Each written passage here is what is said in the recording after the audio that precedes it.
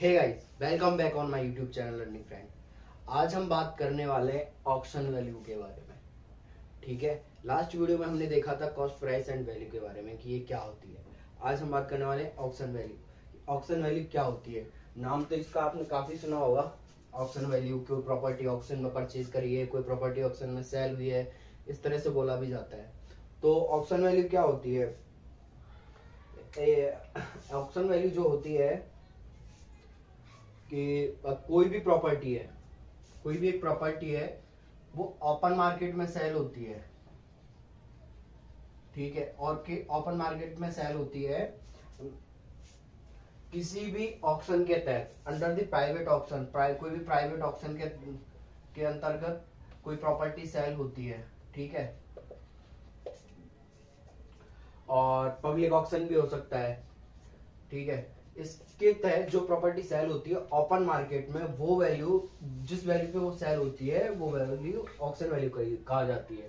मतलब कोई भी प्रॉपर्टी ओपन मार्केट में अगर पब्लिक ऑक्शन या प्राइवेट ऑक्शन के थ्रू सेल होती है, तो जिस वैल्यू पे वो सेल हुई है उस वैल्यू को ऑक्शन वैल्यू कहते हैं।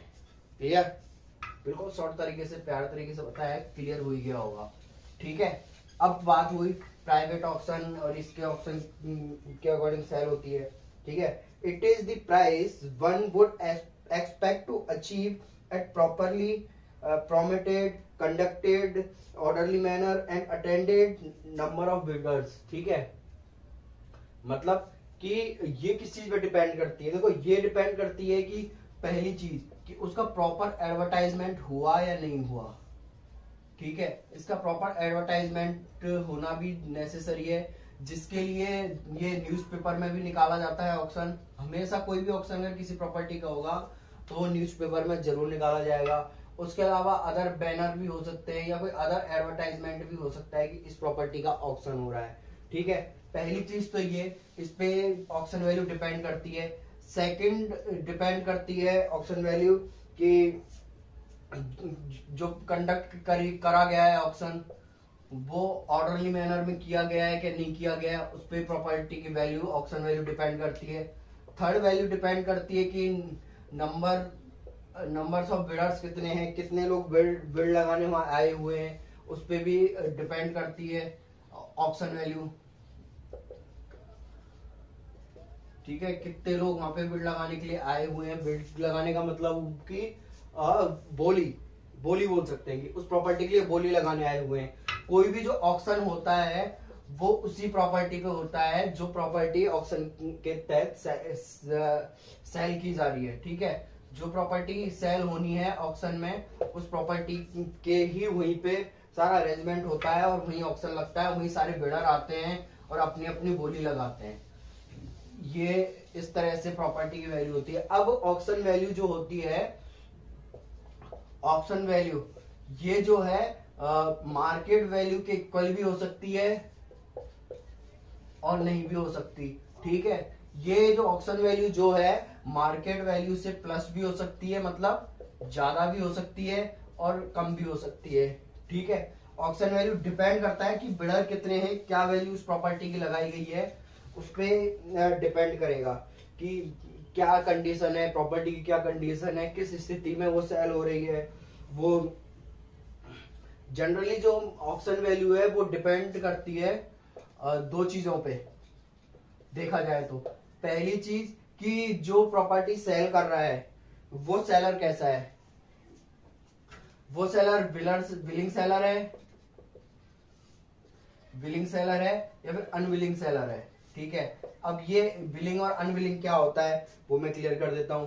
ठीक है, विलिंग सेलर का मतलब इच्छुक, हिंदी में बोलेंगे तो हम इच्छुक, और विलिंग, ये अनविलिंग फोर्स सेलर होता है, अनिच्छुक बोल सकते हैं जिसको एक तरह से, अनिच्छुक सेलर।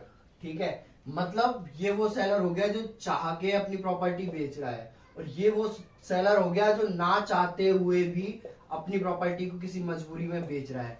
तो जनरली जो विलिंग सेलर होता है ना, उस प्रॉपर्टी की वैल्यू अच्छी होती है, क्योंकि वो अपनी जानबूझ के इच्छा से बेच रहा है प्रॉपर्टी, और उसको पता है उसकी प्रॉपर्टी की वैल्यू जो है उसे काफी अच्छी हद तक मिल सकती है। ठीक है, जैसे डिपेंड करता है, कोई एक हम एरिया ले लेते हैं, एक एरिया है, वहां पे काफी सारे मकान हैं और यहाँ कोई प्रॉपर्टी अवेलेबल ही नहीं है और लोग यहाँ लेना पसंद कर रहे हैं, ठीक है। तो उस केस में अगर कोई बंदा अपनी प्रॉपर्टी को ऑक्शन में निकालता है तो ऑब्वियस सी बात है उस प्रॉपर्टी की वैल्यू अच्छी होगी, क्योंकि वहां कोई प्रॉपर्टी अवेलेबल ही नहीं है, वहां कोई रेट डिसाइडेड नहीं है, तो उसको काफी अच्छी रेट मिल जाती है, ठीक है। ये तो हो गया विलिंग सेलर। अब सेकंड जो मैं कह रहा था unwilling seller, unwilling forced seller बोलेंगे इसको, ठीक है।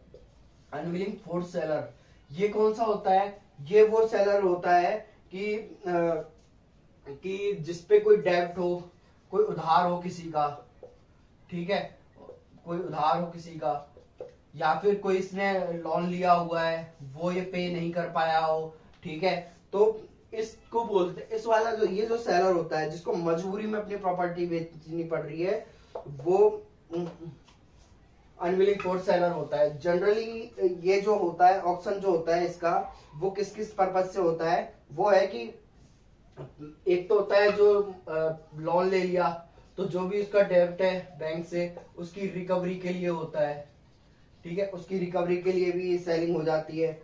और बैंक या कोई भी अथॉरिटी को अगर सेल करना है तो वो सरफेसी के 2002 के तहत उस प्रॉपर्टी को सेल करता है, ठीक है। सरफेसी 2002 क्या होता है मैं आपको अनदर वीडियो में एक्सप्लेन कर दूंगा, ठीक है।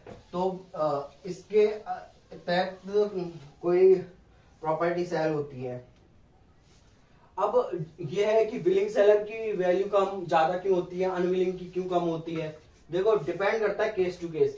अब विलिंग सेलर के अंदर क्या है कि जो विलिंग सेलर है वो उस प्रॉपर्टी को बेचना चाहता है, मतलब अपनी इच्छा से वो बेचना चाह रहा है, तो उस प्रॉपर्टी की वैल्यू अच्छी खासी हो जाएगी। लेकिन अनविलिंग सेलर वो पे नहीं कर पाया, उस कंडीशन में उस प्रॉपर्टी को सेल कर रहा है, जहां जो उसका बायर है उसको वहां के पता है, नुकसान पता है कि प्रॉपर्टी की वैल्यू थी 10 लाख रुपए और उसका डेब्ट था 5 लाख रुपए का, ठीक है। तो जो भी बैंक या कोई भी अथॉरिटी उसे सेल कर रही है तो वो अपना 5 लाख ही रिकवर करना चाहेगी, तो इसकी वैल्यू ज्यादा से ज्यादा 6, 7, 8, 9, 10 हो जाएगी, ठीक है, मार्केट वैल्यू में चली जाएगी।